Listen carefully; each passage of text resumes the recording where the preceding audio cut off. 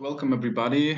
My name is Jonas, and I would like to make a short introduction about the project Back to Normal, Together for Health and Well-Being.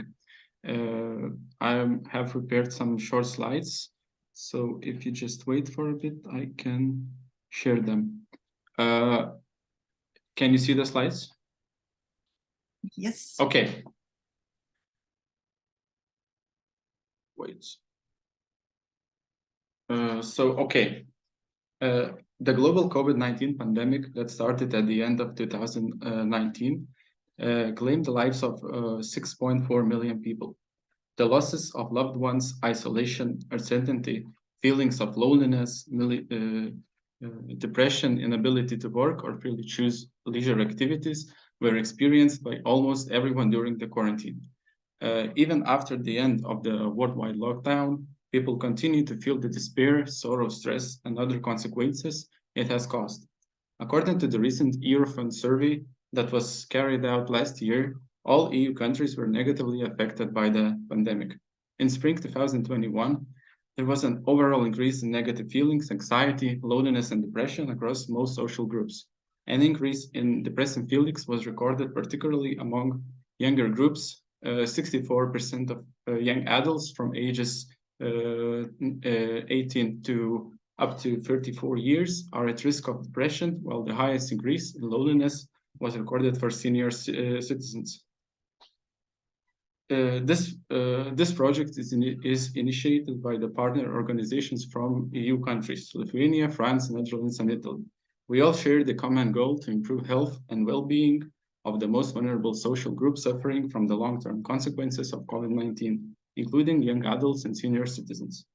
The adult education program is oriented towards developing lifestyle skills that will help learners to cope with psychological stress, build resilience in the face of the loss and distress, share negative experiences with peers, and receive psychological support. We plan to achieve this goal by developing an education program and a non-formal learning methodology focused on improving physical health and psychological well-being of people suffering from long-term negative consequences of the corona crisis. The adult education program is focused on developing lifetime skills that will help learners to cope with psychological stress, to build resilience in the face of loss and grief, to share negative experiences with their peers, and gain psychological support. In the adult education program, adults, educators, and adults themselves are being taught how to cope with loss and grief. The loss of a loved one during COVID-19 has been an unprecedented burden. Even to those who haven't experienced a direct loss due to COVID-19 may still feel grief and sorrow due to other forms of loss, ranging from time spent with loved ones to meaningful work or a sense of just the world. How to control your health, dietary habits, and exercise routine. Maintaining a healthy weight can be achieved and sustained by following a healthy diet and engaging in a physical activity. This can reduce the risk of chronic health problems and improve overall health, well-being, and quality of life. You don't have to put an excessive effort if you are trying to maintain healthy eating habits. Stress management through meditation, mindfulness, and positive thinking. Mindfulness, meditation, and positive thinking are clearly beneficial tools for you to regulate your personal emotional state. It's best to try them out for yourself. This will help you get rid of any negative emotions and feelings, as well as increase of self-confidence. Listen and support social interaction. Storytelling is an unconventional way to connect with your emotions, which can help establish a connection with others. It can enhance your thinking and assist you in coping with life's stressful factors. It is natural for human beings to be social creatures who crave connection. When we watch or listen to a story which we engage, our brains produce oxytocin, a hormone associated with empathy, which helps deepen relationships. Storytelling is a tool used in psychotherapy, but not in adult learning. We are promoting the use of storytelling techniques to share traumatic experiences, to create an opportunity for psychological peer support, to start the healing process, and to build self-efficiency in adult learners. We believe that it will also encourage participants to take an active part in improving their health and well-being, helping others, and making positive social impact. Thank you for your attention. If you were intrigued by other project aims and results, or you just want to know more about the subject, you can find all the necessary information on our website. The link for the website is provided on the slides. Thank you and good luck. And now I wanna forward the word to Anna from Netherlands on her presentation about adult educators' competencies to support people suffering from stress and grief.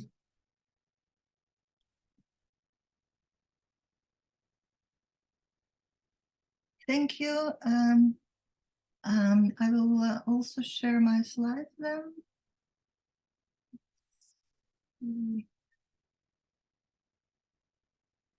Do it this way.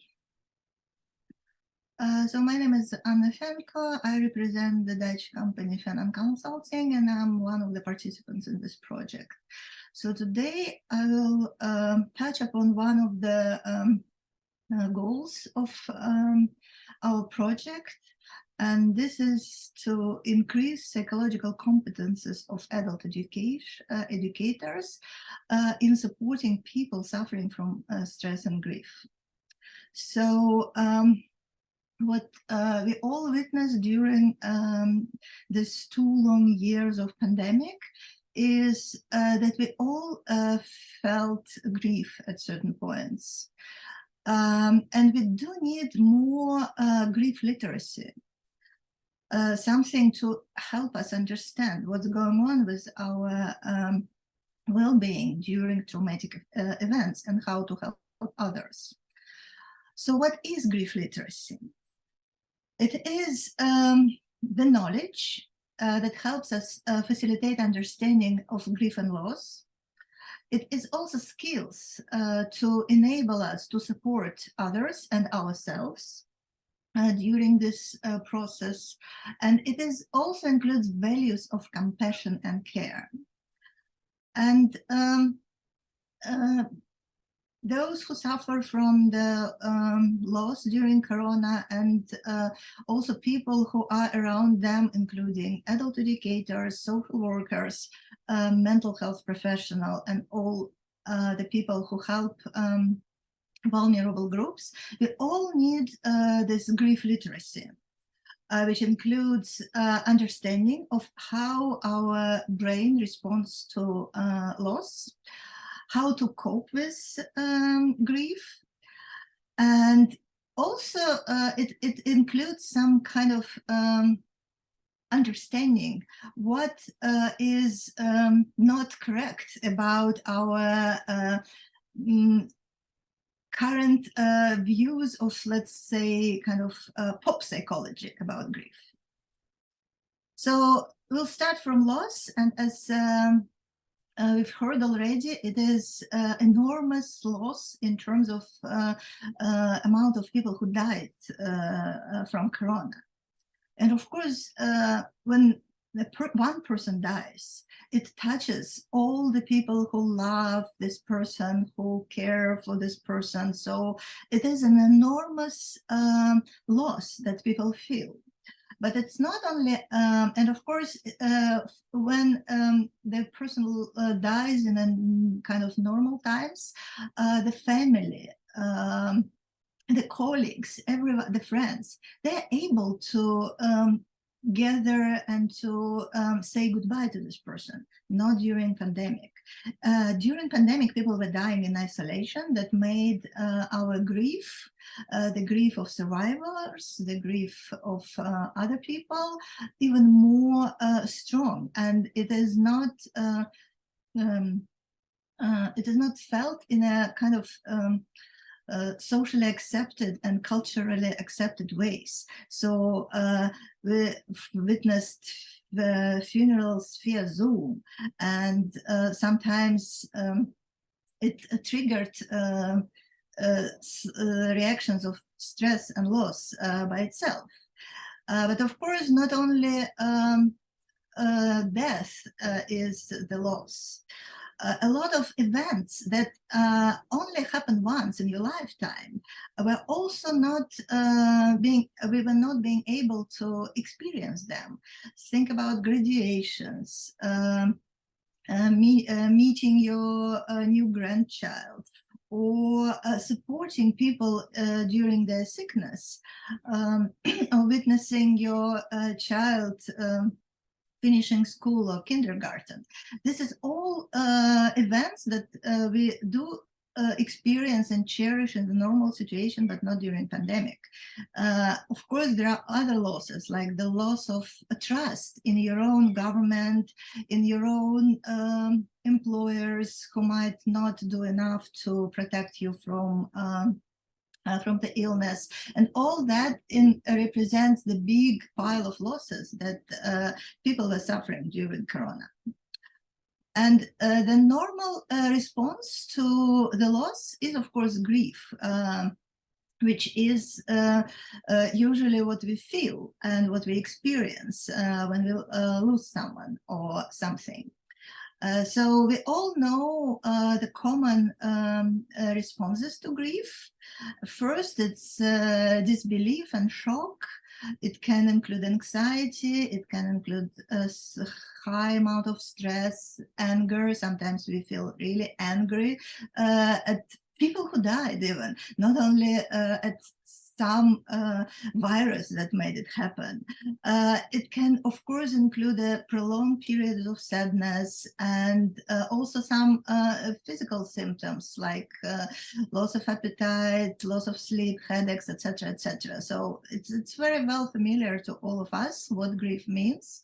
And I think it's also very familiar kind of a scheme that I'm showing now. It is quite old. We owe it to Elizabeth Kubler-Ross, who during 1970s developed this theory of 5 stages of grief, which include first denial, then anger, then bargaining.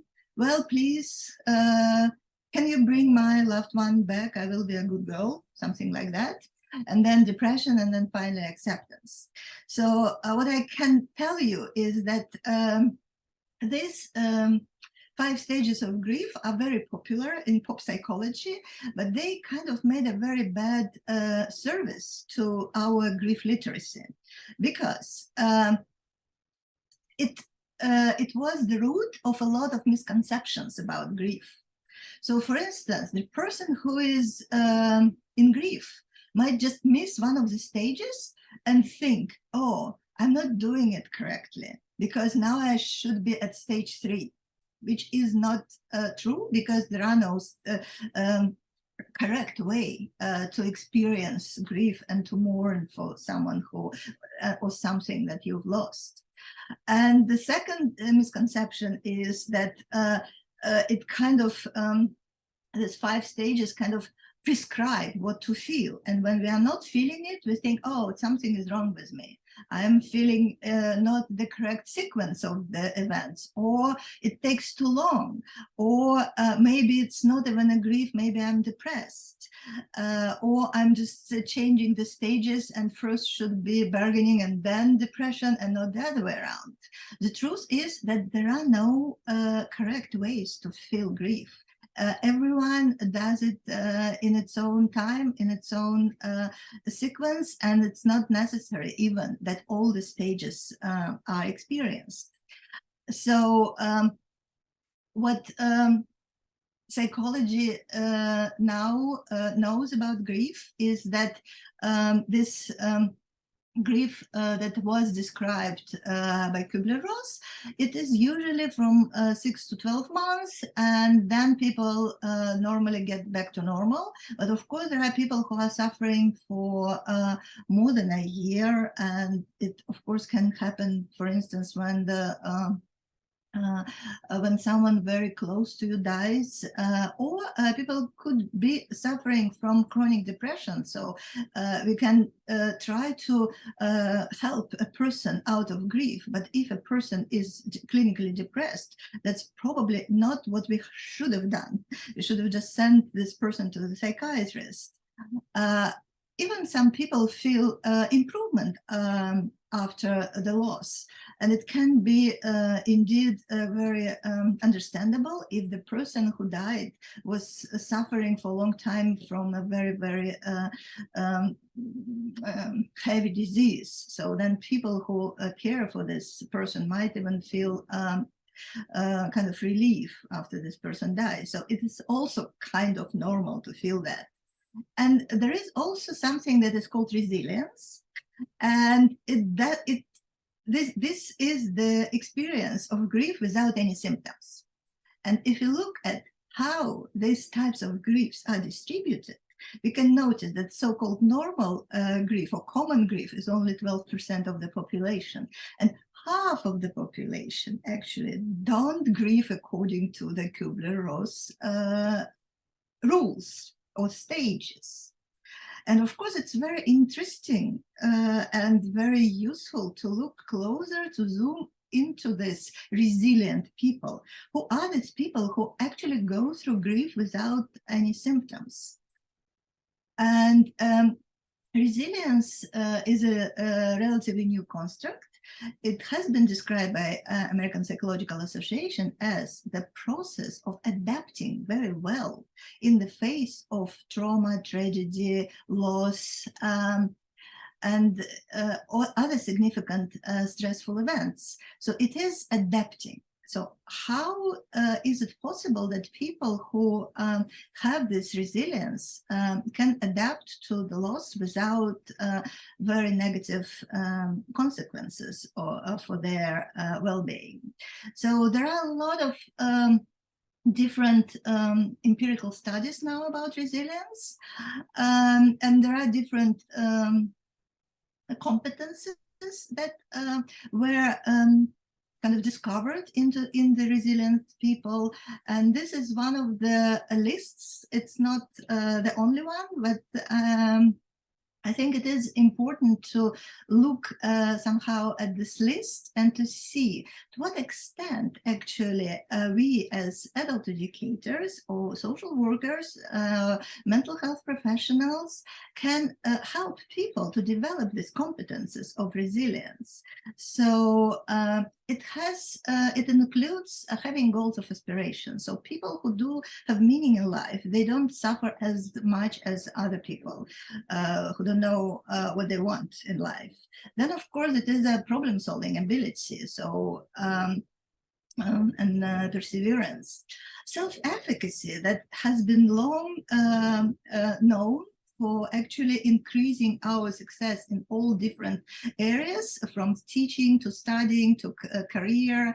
It also helps to survive the loss, because whenever we feel in control, we don't really suffer that much. Optimism, positive thinking, self-awareness, understanding your emotions, and emotional self-regulation, also flexibility and tolerance for uncertainty, empathy, of course, ability to understand others and to feel to understand their feelings, and also the ability to create social support and to be able to cooperate with others. So all these competences are actually not inborn. We can learn to do that, right?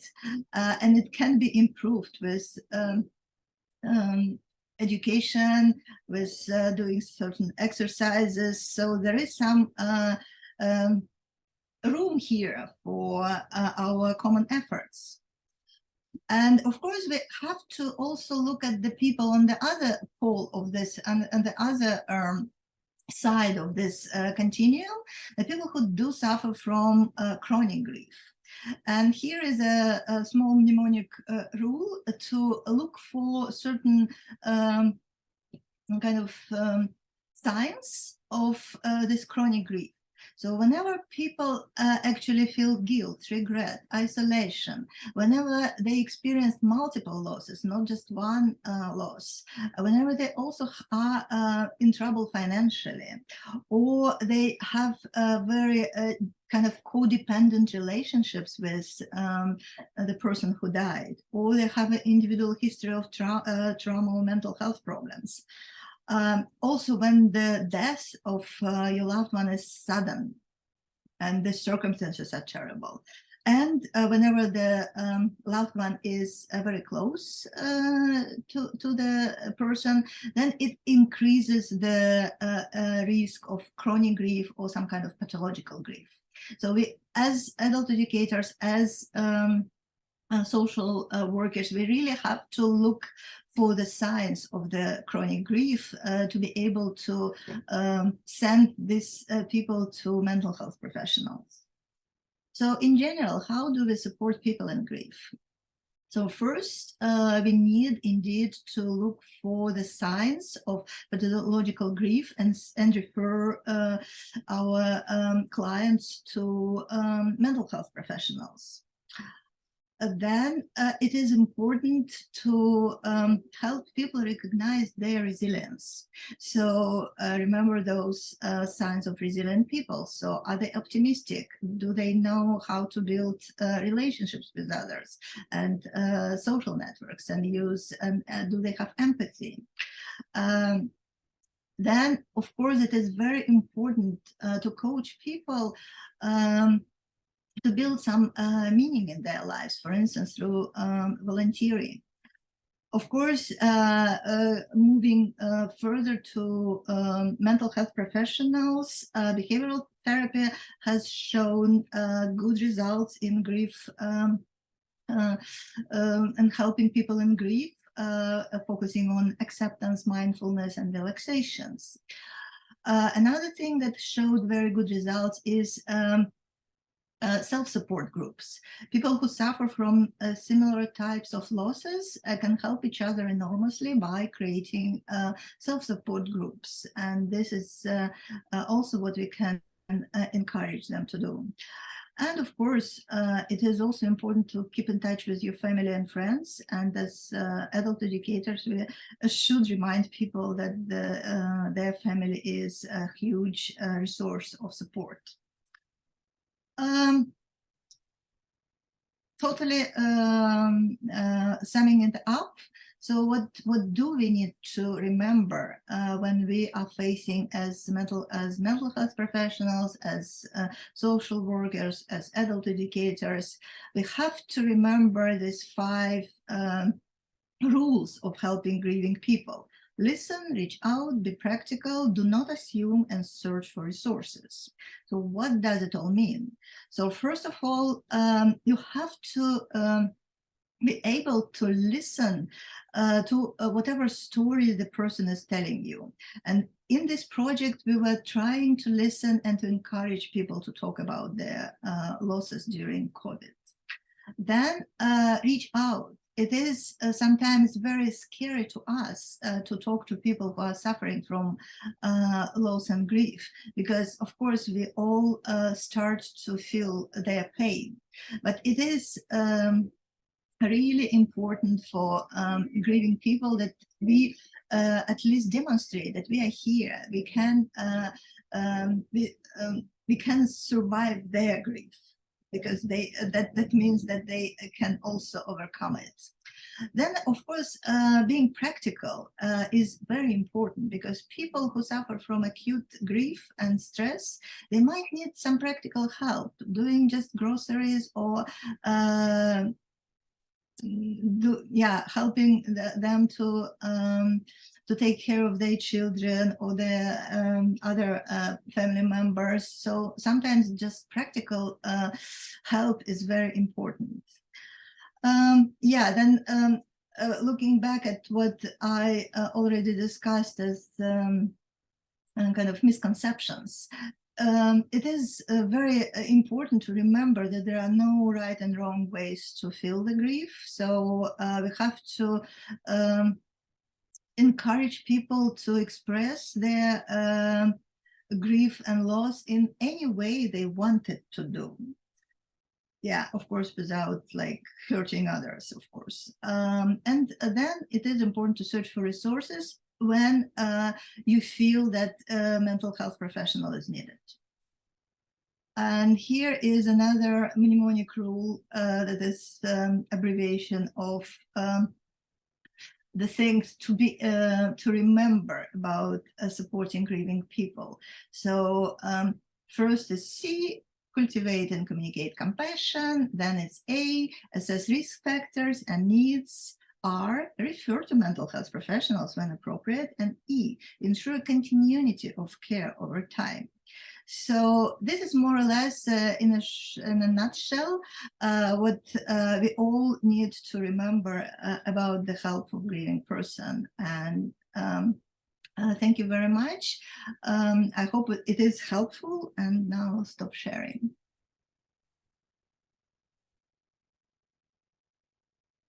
Thank you, Anna. Thank you, Jaunius, for your presentations.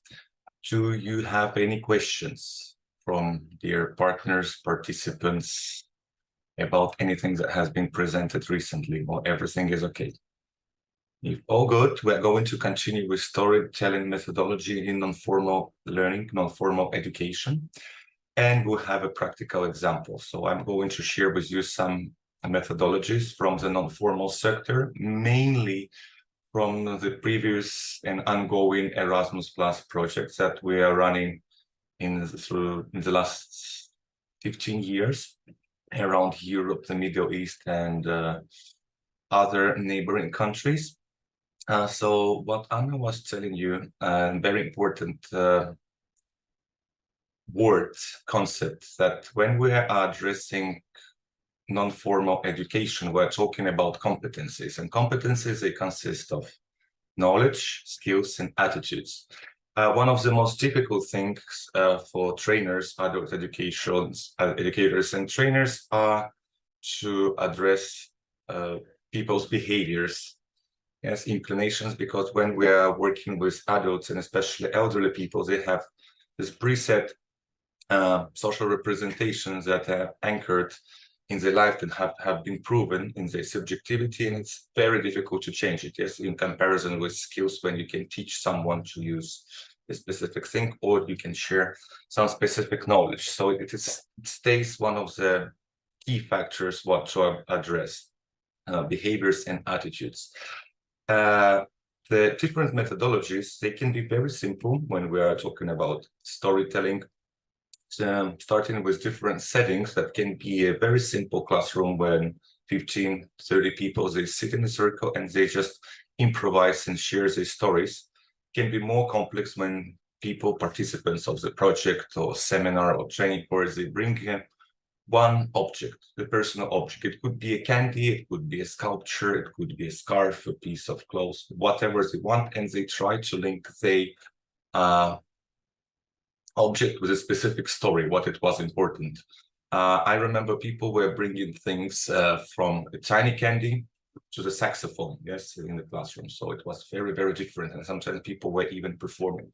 Settings could be way more complex when people hosts, they organize this kind of storytelling events outdoors in the specific setting. It could be in the mountainous region. And before this, people are walking for 1 or 2 days. So they combine the storytelling methods and settings with some previous things, like when people need to walk and reach a specific destination. It could be a specific place of force, a spiritual place, and so on. Sometimes people also going through very stressful situations, yes, when they are addressing the setting of grief.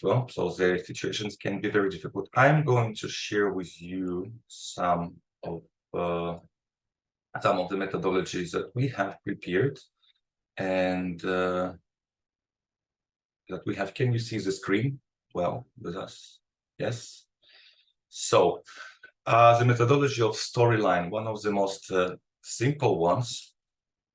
May you confirm that you see the screen? You're not sharing the slides or anything. So I'm going to share it now. Okay. Can you see it now? Still no both.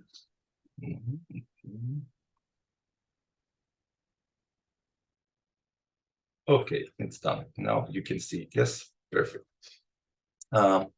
So one of the most simple methodologies that we're going to start with is the methodology of the storyline, and we have prepared in the template and the framework that can be used by adult educators in a professional setting, but also can be used in people's everyday life to organize some specific sessions among friends, partners, group of invited people into their house. So first of all, the idea is to introduce a few types of storylines, what kind of approaches can exist, to explain how story writing can be used in non-formal education. Yes, it can be very complex when we are working on multimedia piece, so we're talking about digital storytelling, or very simple when we just have to do an exercise that we will follow in the minutes to come.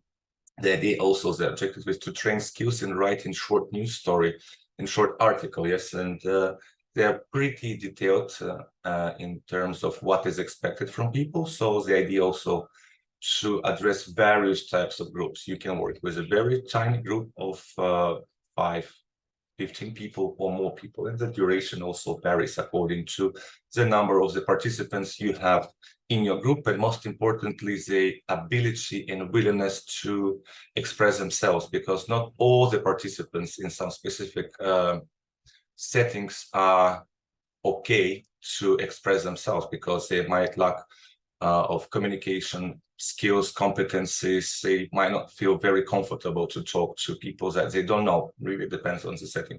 What kind of materials you can use? You can use PowerPoint presentations, more advanced Prezi or printed materials when you deliver different hangouts.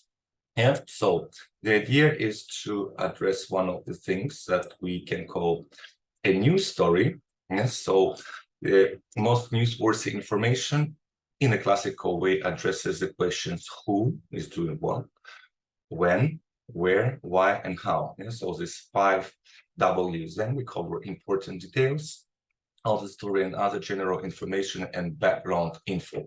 So by answering 5 W questions, people can easily describe a news story. So it is called an inverted pyramid. A very frequent thing that we can see in the media. Another more complex thing is a feature story that is different from straight news in several ways. First of all, because there is an absence of straight news lead. Yes, so it can start from a very different point. And first paragraph of a feature often relates to intriguing moment of an event. Very often when we think about it, we can think about some stand-up comedians, some specific settings where artists are addressing public. Yes, and many artists, they are working in a non-formal setting with the so-called clients. Yes, so it's psychology related things. Yes, so feature paragraphs tend to be longer than those of the news stories. Yes, more descriptive, so they're using more adjectives and smoother transitions between them. Yes, it really depends on the quality and well, let's say intellectual capacities and intellectual background of the person who is a presenter. As feature writers also use the active verbs construction and concrete explanation of straight news. But sometimes they put more personality, yes, in their purpose. So they really try to use a particular features of the personalities that can be very attractive. So one of the examples, it can be Freytag pyramid, is a 5-part model, also referred as dramatic arc. So there is exposition, rise in action, climax, fail in action, and the denouement. It's a French story. So there is one of the artistic approaches. Another version of Freytag pyramid is called the story arc that you can see here. Yes, we have start, we have action, tension, growth. Very often you have these kind of approaches in classical literature. You have climatic event or maximum confusion. Yes, when in some movies, or nowadays when we're talking about storytelling, we also can see it in a bigger way in so-called series of different kinds, sagas that you can find on Netflix or other produced by other companies. It's very similar to storytelling, which is a digital storytelling and multimedia video pieces. Then we have a revealing of plot, resolution of confusion, and the end. Yes, so it's also called Aristotelian dramatic arc. So in this case, people really rely on the personality. What we would like to also share with professionals and partners later, different sources where people can find more information about this from different sources, from Wikipedia, from different websites, and also learn about semantics and different approaches, which are becoming more and more complex. All these materials will be shared. Another thing is the digital story methods, which is way more complex that we are using in our every day's work with different target groups, with young people, adult clients, and also elderly people. So the idea is teach participants and clients one of the basic things how to create a digital story if we try to define it. Thanks to Daniel Meadows. So digital stories are short personal multimedia tales told from the heart. Yes, so people really put more emotions there. It can be created by some specific software, or it can be just filmed and presented. What people need to do, so in order to produce a good digital story, people need to decide on the stories they want to tell. Yeah, it's one of the most important things. Gather all needed materials. So first of all, it can be a good camera, it can be a good microphone, but also begin writing a script, or what we call a storyboard. Yeah, storyboard follows the script. It is actually the framing what would be filmed if you are talking about filming or creating multimedia piece on thanks to the software.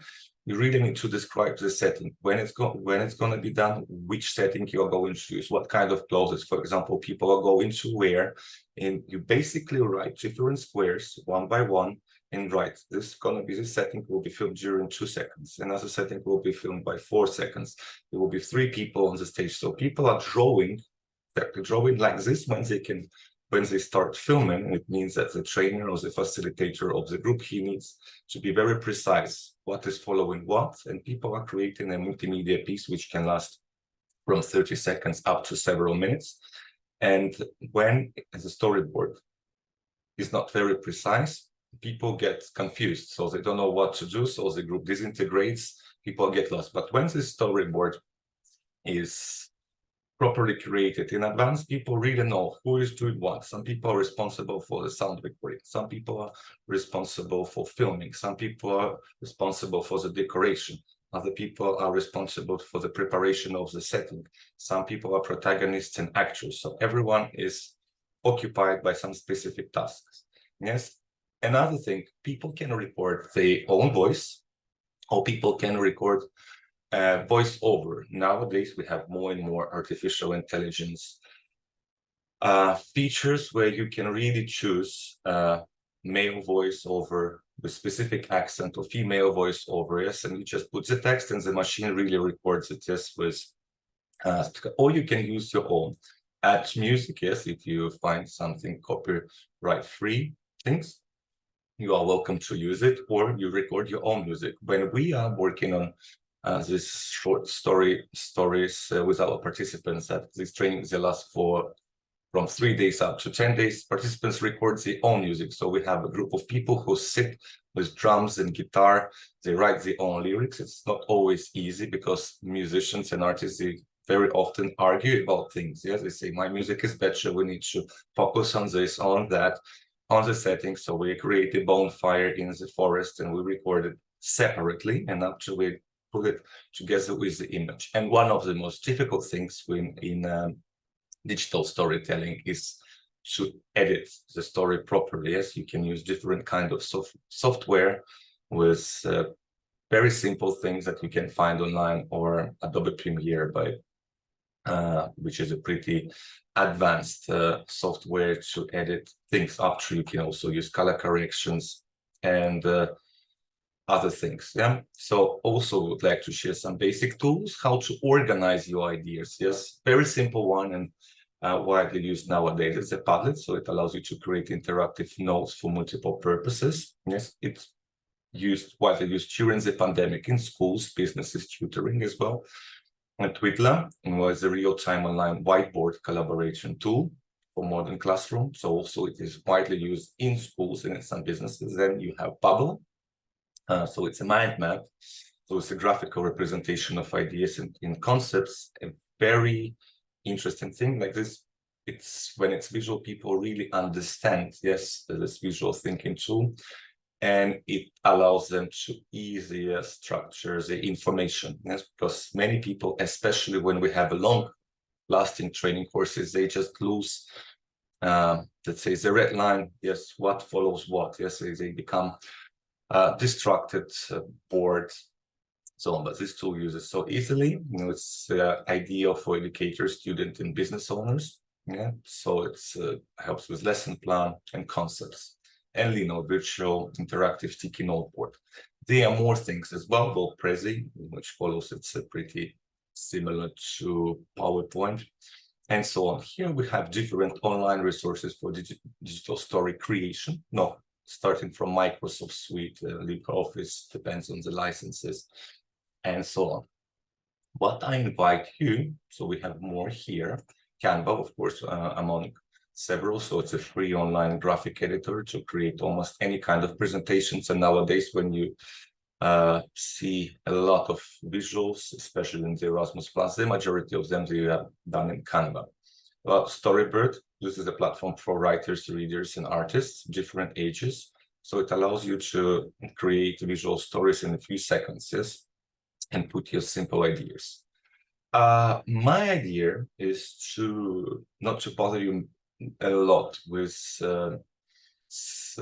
different approaches, but the idea is to involve you in a practical exercise where you can create your own story, a very basic thing. Yes? So you don't need to too much. It's a very basic thing to test how it works. And we're going back to the 5W. So you can see most newsworthy info. So the idea is that each of you can take a pen, pencil. If you don't have it next to you, don't worry. You just can, on your computer, you can open Word document and write a story, any story. If you can write it about this webinar. You can write a story about this project, about something what is going on, preferably something happy and joyful and gay in the world.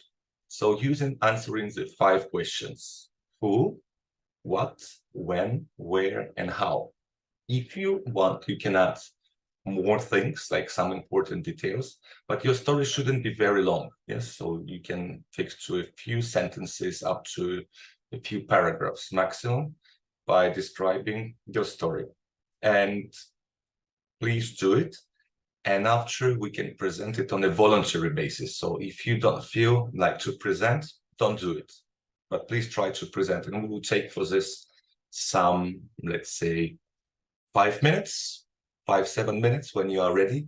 So we have time. We're not a very big group. And I would kindly ask a few volunteers to share your stories with others. Yeah. So once again, I repeat, you have to answer the questions: who, what, when, where, why, and how.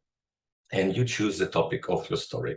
Well, the screen is shared, so you can have it. And I'm here to answer your questions in case you are not in trouble, but you are perplexed about what you would like to talk about. Thank you very much. And I'm here.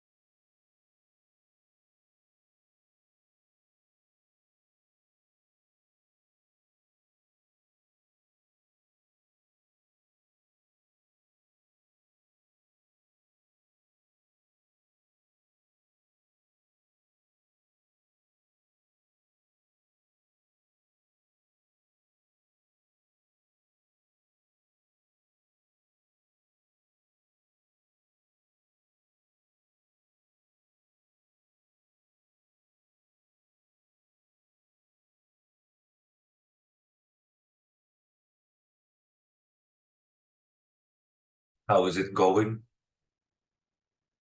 Is anyone ready? Or not yet? Let's take a few more minutes.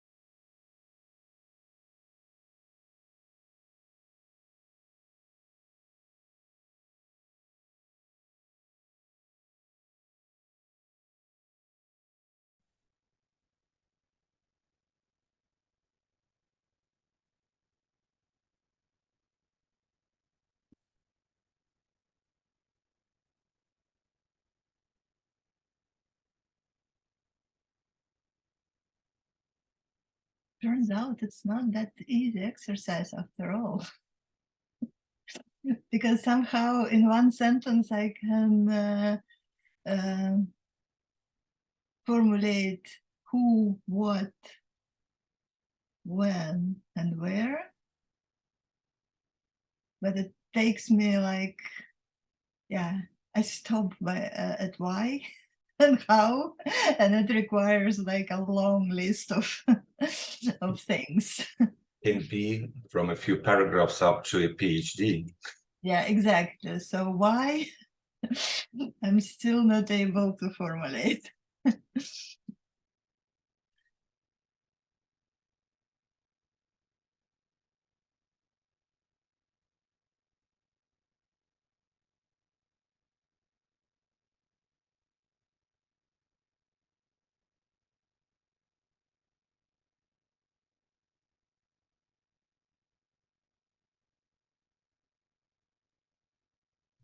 Do we have any volunteers to start like in 2 minutes? Feel free to start for those who really want. And so I think I keep the slide here like this. We can see each other on the side, yes? Or you want me to stop sharing like this? We can have a better screen view.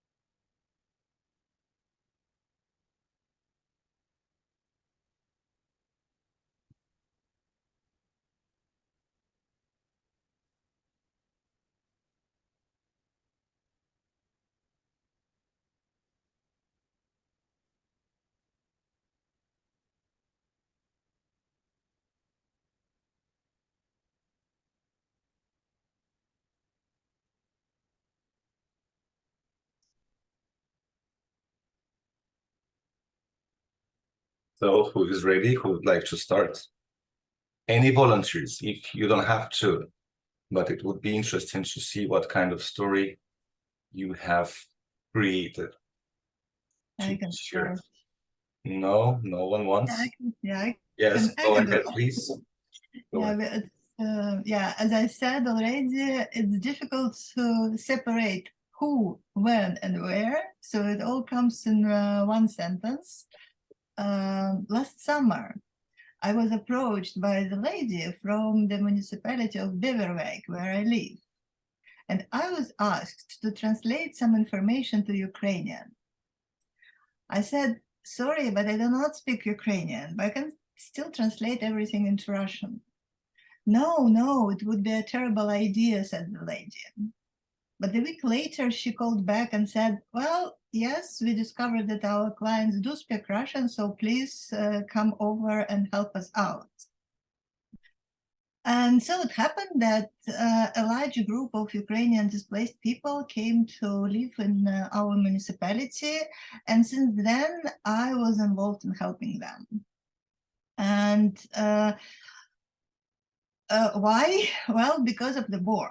I don't want to talk at length about this, but what were we doing? We were trying for the whole year, and I'm still trying to help this group of people to adapt to the new country where they start living and to deal with their stress, loss, and trauma, and how, among other things, by using storytelling methodology. And that's my short story. Thank you very much, Anna. Who would like to share another story? No more volunteers? Maybe. I mean, I could. I Try. made a story on different levels.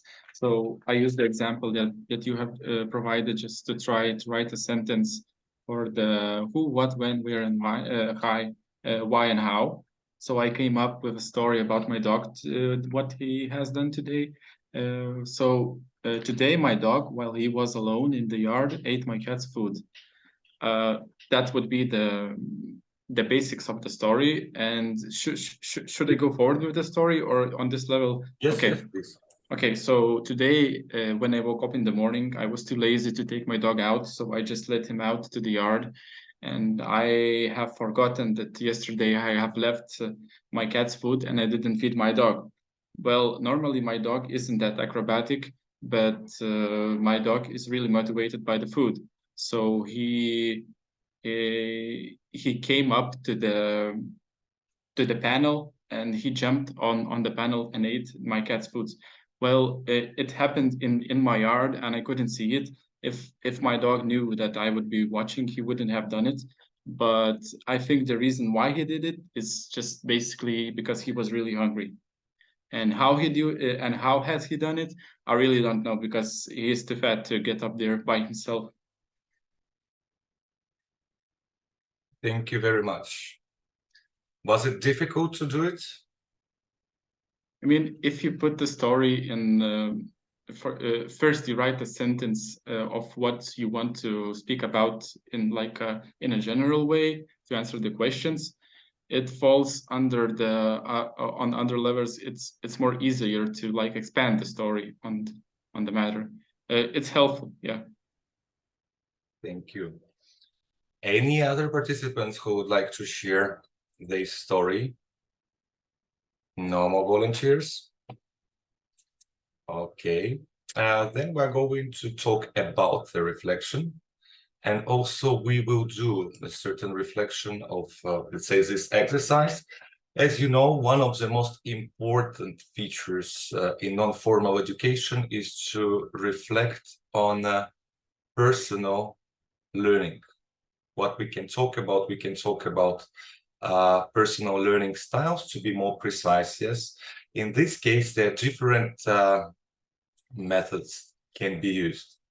In, let's say, classical Erasmus Plus training courses, in the beginning of the training course, the facilitators and trainers, we are talking first of all about various competences that participants, wherever they are, they can be clients, they can be also trainers and facilitators, could gain during different sessions. So we can talk about multiculturality, we can talk about self-expression in a multicultural environment when we have an international event.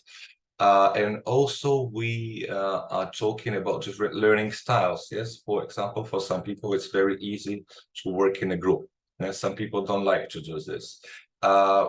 We also deliver, for example, we deliver different notebooks where people can take notes after each of the activities, or even during different activities, where they note what they have learned, where they're taking notes, and after they use these notes during the reflection. For them, it's very helpful after the training course to make a certain synthesis of what they have learned.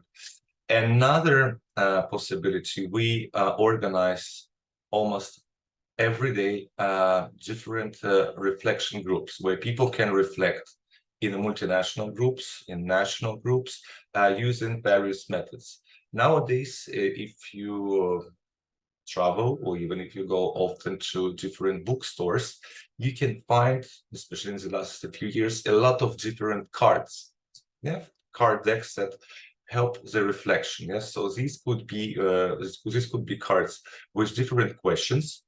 They can be very personal, they can be very professional. Another deck of cards, they can be only visual, yes, something like Dixit, but they can be way more focused on some specific topics, whatever it is. It could be cuisine, it could be travel, it could be nature, it could be animals, or different corners of the planet, and so on. Sometimes we, for the reflection, we create our own methods with the help of Instagram and especially the Facebook. We are gathering publications by other people with quotes, yes, and we put these quotes printed on A4 sheets around the classroom or around the setting. It can be outdoor as well, where the participants, the clients are gathered, and they are able to walk around, mingle with other participants, and choose one or a few pictures or quotes. And after, in the circle, voluntarily, they show this quote or show this picture, and they reflect on what they have learned during the day, during the workshop, or during a specific session. Yes, so it helps on the one hand to visualize what they're thinking. Or another more complex thing, we provide markers, crayons, pencils, and participants personally or in a group, they can actually draw something and present their drawing about the personal and professional learning in the specific thing. Sometimes we also deliver different kind of materials, papers, scissors, scotch tapes, metal pictures, colorful papers, where participants can build or create something, a specific structure. Yes, so it's more creative and artistic, and share the feelings or the learning achievements after a specific session. So reflection can be very, very different in terms of form, and they also can be group ones where participants are talking only in between themselves, but they can also be moderated by the facilitator when participants present in a circle or in any other different way the outcomes of the learning. So the importance of the reflection is highlighted in this way. So that's about from our side. I had a question in the chat about different voiceover program software, so that we were using in our side projects, and even for the creation of some video materials of this project. So me personally, I was using Voice Booking. And a paid version. It was not very expensive, but this one was pretty useful for me. So you can choose male, female, and different accents. But otherwise, there are, of course, many other specific softwares that you can find online. So it can be Revoicer, or it can be in video, and so on. So for me, yes, as I said, I had a subscription for the Voice Booking. So it's kind of a voiceover generator, but you can find more. And yeah, The majority of them, they are very similar. Of course, when you have a paid version, it allows you to find more specific accents, yes.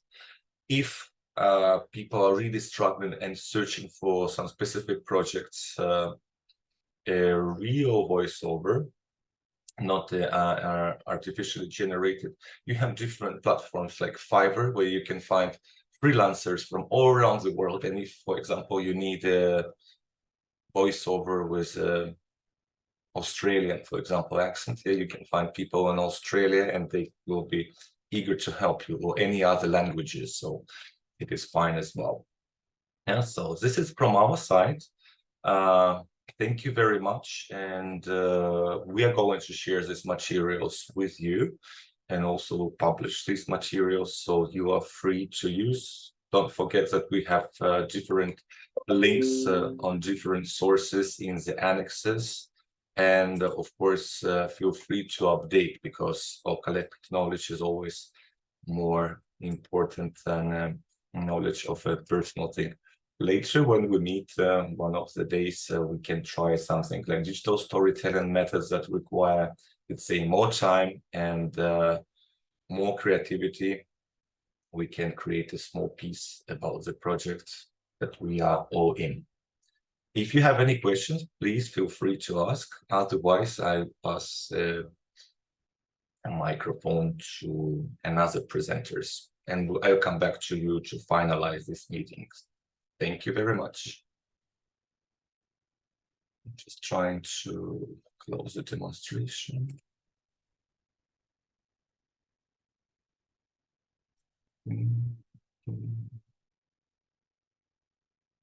Yeah, that's it. So, any questions?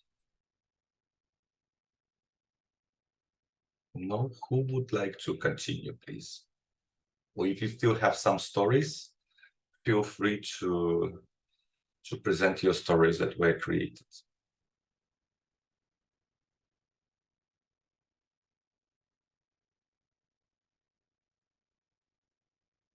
Carlo, would you like to continue? Talk about me? If you, Yes, thank you, Paul.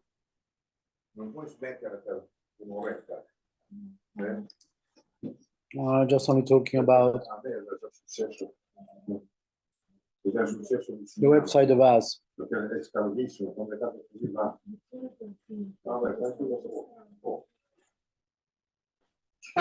This is our website made by partners about continuing what Paul was telling us about the stories and people which was affected by COVID and how they managed the way to cope with COVID and the way to use resilience as a main way for them to solve. So on the website is possible to see different sections. So the first one is how to go through loss and grief. There were sections divided by partners in order to share the duties, and second is how to take control over your health. So how it was possible to maintain a healthy behavior and a healthy diet combined with physical activities, most first of all. And the third section is how is able to manage stress. In this case, not the eustress, but the distress, using meditation, mindfulness, positive thinkings as methodologies to cope with stress and to fight stress. And then the last section, listen and give support, social communication as a way to give support, especially during distance working or during lockdown. Well, just only in the third section, you can read some stories of stress and resilience during COVID. The stories that were taken, at least one per country. So stories of Annelies from the Netherlands, Stefano from Italy, Danute, and Anne from France. So just only if you want to read a story of someone else who passed through COVID experience, and of course the stories of resilience. Then some movies, and why this is useful to use the storytelling in order to say to someone else how to cope with COVID and how to use resilience as a way for managing the distress. Because we think that stories are important for people, and they're important for the ones who wants to know how others did the same. So the first idea is to explain how the process of creating and sharing narratives is a good tool for building resiliency. And then the second, the narrative sources enable grieving people to know the value of their perspective. And then the third section is thinking that experience is everything, while recognizing the possibility of restoring the fabric of a normal life is something useful, not only for the people who were affected by COVID, but it is interesting and useful for everyone, especially for the ones that were not touched by the pandemic. So just entering the first sections, for example, how to go through loss and grief, it is possible to see that inside the first section, we can see mostly videos. As mostly videos, you can see in all the other sections of the websites, of our website, where the first is to describe the types of loss, and then some videos talking about how to ensure that people can be better equipped to support the strength and how and support them together with others in order to fight against losses. And you can see just only the only screenshot is the same, but of course the model is different and the content is different. Thus, the first section is to explain the different kind of losses and what really is a grief.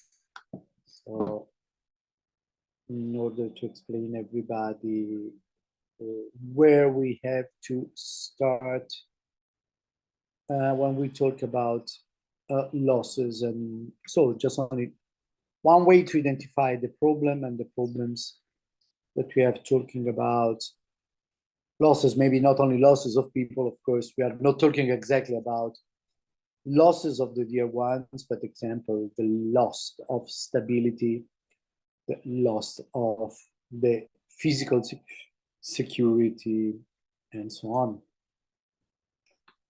The second item is how to take control over the health. So sometimes the behaviors, they are useful in order to give more stability to lives affected by the pandemic and affected by COVID. But we used COVID in the past because the project was born during COVID time, but we can say that we can enlarge to all the kind of sicknesses and illnesses that affect our health. So control over your health, eating habits, and exercise routine is just to talk about why it is so important to have a healthy diet. So why it is better to have physical activity, especially for elderly people. It's possible to see with the subtitles in different languages. And then some other small videos about the ways to do exercises. And then another video focusing about how to join my zoo, something nice and interesting in order to explain how habits can affect and can improve our resiliency, or maybe can decrease our resiliency and our way to resist to the pandemic or to resist to sicknesses. So they're important, especially when we eat. It sounds a little bit strange talking about the way to eat and the way to behave during COVID time, but a better way to behave is something useful for us and for people affected with COVID. The third section is coping using meditation. So one way not only to give physical health, but even mental health. So coping through, in this case, distress in English. It's better to say distress because in all languages we use stress and we use stress to say that, but in English there are two words. Eustress, it is a positive stress, but we are talking about distress. Where mindfulness, meditation, and positive thinking, they can be helpful to have a mental health. Example, forest therapy.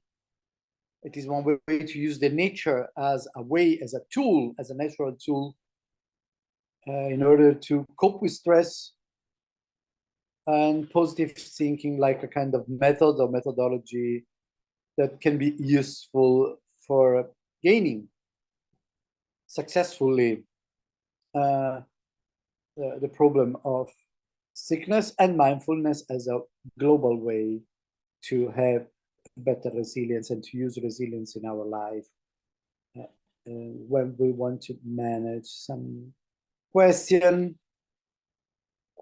at the end that they can help us to reflect or to have mind about our actual conditions. Do you feel often stressed, or are you trying meditation forms in daily life? Or do you feel physical pain after a stressful situation? Or are you prepared to positive thinking? And do you know methods how to deal with stressful situation? If you answer yes to the first three questions, probably you need trying meditation in your daily life, or you need probably start thinking about what is mindfulness and what is better to do in order to cope with stress and in order to find one way to solve the the critical situations, because we started talking about COVID and the pandemic, but we know that after COVID and after the pandemic, always there are ways for having in front of us in our daily life stressful situations or critical situations. The last action provided by us is listen and give support. So the first is to identify the problem. The second is to cope with stress. The third is having some ways to use meditation. And the last section, last but not least, is how it's possible to give support, especially through social communication, and especially for people that cannot be in touch directly with us because they are far, because of remote connection, because of the lockdown, in case of lockdown. So the challenges are the needs of having two target groups suffering from the consequences of COVID-19. We found young adults and senior citizens, and these target groups, they suffered about physical restrictions or restrictions to social activities given by the lockdown. This is to say social communication importance, and then here too it's possible to find stories about how to solve the problem or how to cope with the problem of social isolation and the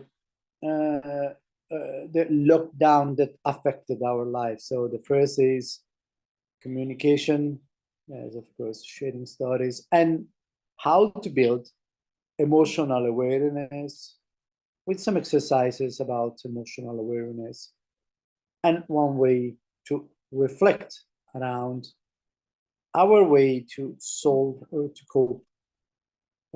Some questions, and at the end, references, some ideas more useful in order to decoding emotion by analyzing speech, body and face, some ways to understand where we are going, and then references useful for the ones who wants to go deeper inside as the subject or of how to cope with stressful situation and with the social isolation and lockdown.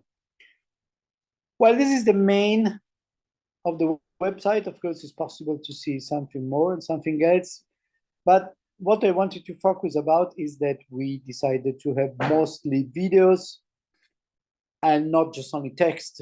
Text can be boring while talking about videos, and seeing other stories of resilience can be useful for all people entering in touch with this kind of subject and entering in touch with other people's stories of person which have been affected by COVID.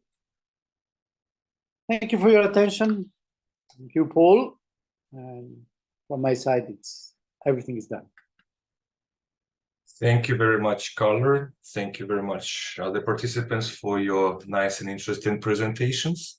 Just to wrap up everything and finalize, really appreciated that you have prepared for this webinar and showcased the importance of the topic after Corona and how to address the well-being of the general public or people who are in the difficulty. And thanks to the created results by this project, participants, frontliners, adult educators, even youth workers, the people who work with elderly people, they can be able and get instruments, tools to create and run some sessions addressing the well-being of the target groups. Yes, so in a way it can be even a holistic approach, so they can address different layers of the problem and problems people are facing, according to the context and national context, and as well they can learn about different perspectives from different countries and different stories from different countries, which might vary, of course. Yeah, so it's a helpful tool that can, on the one hand, boost the competencies of adult educators and frontliners, and on the other hand, help the well-being, improve the well-being of the participants. If you have any questions regarding the webinar, feel free to write to us. In particular, if you are thinking about an invitation that all of you have received, there is an English version where you have an email by Mitra, but also each national version of the invitation has a specific email of a partner organization on a national level. Yes, so you can write directly to them, and we will be more than happy to share with you more information, videos, or just some consultancy regarding the topic of this project, but also can share some other interesting and relevant tools for your personal and professional life. That's from our side. And if you have any kind of comments or feedback to share with us, please let me know.